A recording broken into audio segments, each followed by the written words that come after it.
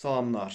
Bugün mən sizə Mehmet Nicati Demircanın Elçibey adlı sənədli bədii tarixi romanı haqqında danışmaq istəyirəm. Gördüyünüz kimi kitab bu şəkildədir.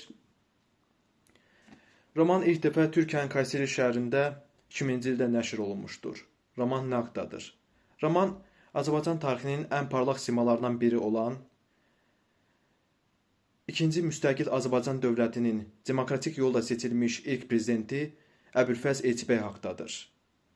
Bu roman Əbülfəz Elçibeyin doğumundan ölümünədək olan həyatı əks etdirir. Baxmayaraq ki, müəllif heç bir zaman Azərbaycana səfər etməmişdir, o bu romanı ərsəyə gətirmək üçün çoxlu sayda video materiallardan, internet resurslarında olan yazılı məlumatlardan, Türkiyədə və Azərbaycanda nəşr olunmuş kitablardan istifadə etmişdir.